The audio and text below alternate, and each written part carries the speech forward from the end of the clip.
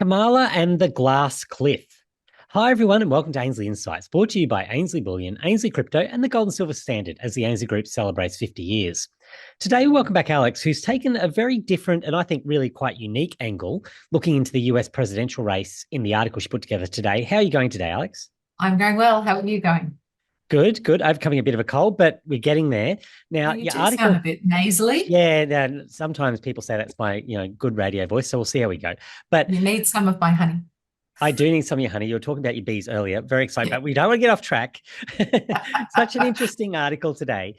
You really introduced a concept I hadn't seen discussed anywhere else. And I think there's some deeper things we need to talk about there, which is why I'm really looking forward to this, actually, because this concept of a glass cliff, it's not something, people, traditionally it was very much an 80s thing, the glass ceiling, that was a concept that people were familiar with. Glass cliff was new to me in this context, but I think it could be quite relevant here. So can you start us off by just explaining what you meant by that term? Had you heard of the glass cliff before this No, or I never haven't. heard it before? No. Okay, because I feel like as a female, it's something that you hear about a lot. I've certainly seen a lot of examples of women being set up to fail, and that is basically what the glass cliff was coined back in 2005 by two researchers from the Exeter Uni in the UK. And they were looking at failed companies or companies that weren't doing very well on the FTSE, and the amount of board members that were were female assigned for companies that weren't doing very well. So they called it the glass cliff, which was basically setting women up to fail.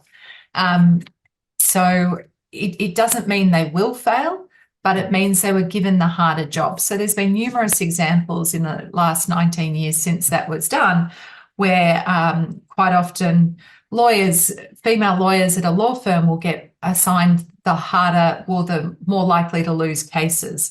Politicians in a seat that is less likely to be won, they're more likely to put a female in. So there's been numerous studies, and Kamala is coming into the US to lead the Democrat Party against Trump, and it, as we all know, is a pretty precarious time. So I just wonder if it is another glass cliff situation that she is just walking into a very hard job with a likely failure at the end.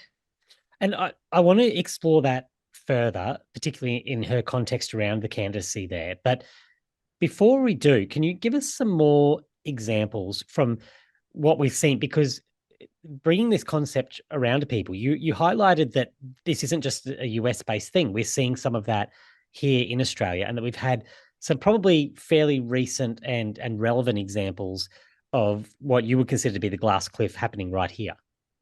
Well, some of my favourite examples right now, I think I mentioned Jacinta Allen.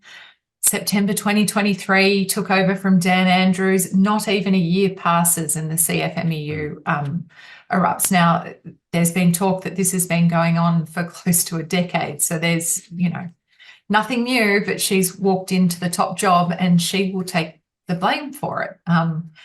Then you've got Vanessa Hudson, the Qantas CEO.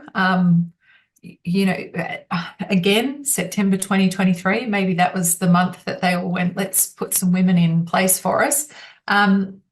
She's facing a lot of blowback on what Qantas did, especially during COVID. Again, not when she was there, but she's there to clean up the mess. Michelle Bullock is the other one. We've spoken about how hard her position is right now. She's damned if she does, damned if she doesn't on the interest rates. Today we saw inflation actually go up again in Australia, though it has softened month on month. So that's a great thing, which is probably going to make it easier for her, that she probably doesn't need to lift them again. But looking at what's going on in the world, if she doesn't drop them fast enough from here, I think we're going to have some big problems. And that's one that I can understand from my background. So looking at the things that I'm looking at, it is a very precarious situation because the rate goes up. You expect, well, do we need to raise rates to combat that? But we're very confident that we're heading into a rate cutting cycle in the rest of the world. So you don't want to be the one raising into that environment. I mean, that could be disastrous for the dollar for lots of flow-on consequences. It's very difficult to be in that top job during that period of time. I think all three of those women that we've mentioned just in Australia are in incredibly difficult positions, and Kamala Harris is probably worse than all three of them. So, yeah, and not only is she contending against Trump, which I mean, especially after the assassination attempt, has gotten a lot of media coverage, she's also facing a pretty precarious-looking economy. $35 trillion in government debt in the US 2 days ago. And let's dig into that a little bit more, because absolutely the debt situation, we've talked about it a lot. It seems to be something that neither side has really wanted to talk about. They use it as an issue, but then effectively ignore any real progress on how they or discussion at least on how they're going to solve it. Some of the examples that I've seen, and I know, you've got to be very careful on what you watch on social media at the moment, because there's so much political bias. But I've seen Kamala there talking about the debt situation in examples, saying, no, but we're solving that by spending more. It's this double speak that you've got coming out of everyone's mouths. How do you think she goes about dealing with that? Like that is, it's no one's put forward a viable solution. Is she potentially going to put forward something different? What's your take on it? I think everyone's just going like that at the moment. 35 trillion. So during Trump's time, 3.8 trillion COVID, massive spending. Well, the Biden administration right now is 3.2 trillion, and Treasury's indicated that before he leaves, another 1.3 trillion. So he is going to outspend Trump in a boom time. So what is Kamala going to do? Well, Biden, again, a couple of days ago, got up and said the Fed is likely to drop rates. I'd say that if before the next election, I think that is more than likely. They often talk about an 18-month lag between an interest rate rise or fall to having effect. In the US right now, I've seen that trueflation number, which is trying to measure inflation real time. It's at 1.6%. And the Fed which still is well below two. Well below two. I mean, Australia has a target of 2 to 3. The US is 2, and it looks like they're below. We're coming into an election. It does look like the Fed's going to drop, but 35 trillion, another 1.3 trillion before. If the US doesn't get a handle on their debt situation and start either paying it down or at least keeping it neutral, even with interest rate drops, they're not going to be able to repay it. I mean, I saw something today in the Age newspaper talking about how councils need to lift rates to give services to people, and people can't afford it anymore. Like, we seem to be at a critical juncture where you can't tax more, you can't raise rates more, and it's all just sort of coming in. And the US is not different. You can't lift rates. Dropping rates is only kicking the ball down the road. It's not going to do anything else. And so what is she going to do? Is it just a poison chalice? Is she, the sacrificial lamb the Democratic Party's put up? It looks more like that than anything else. And you know what? If if Trump gets in, same. It's a very difficult situation. So if we bring it full circle to wrap this up, I think it is a really important issue, and it's one I know that you're passionate about here, that really this concept of the glass cliff that you've discussed, and the difficulty attached to this. It feels to me that there's an opportunity here that really is being.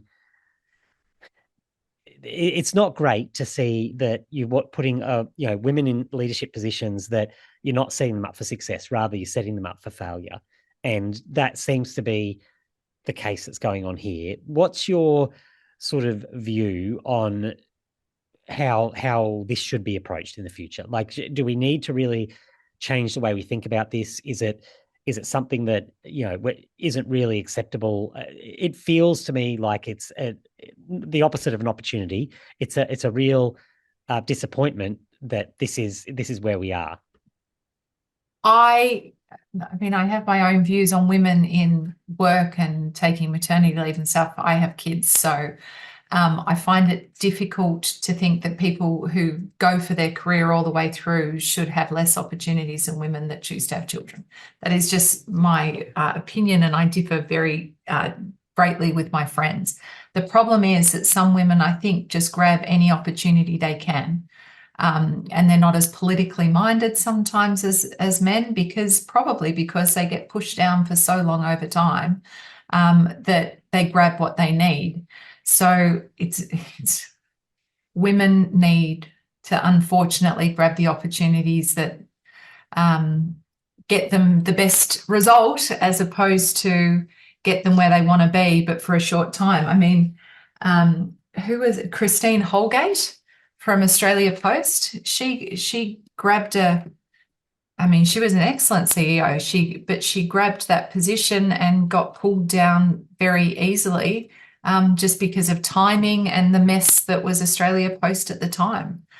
So sometimes I think you've just got to try and pick your opportunities and be as political as possible. But I also think that, look at what Scott Morrison did to Christine Holgate. I think that men become more critical of women, and that's what they have to stop doing in order for any woman to succeed from here. So it goes both ways. Everyone has to do something. Yeah. And there's a lot there. And I know, this will always be a topic that raises lots of debate, and people will have lots of different opinions on.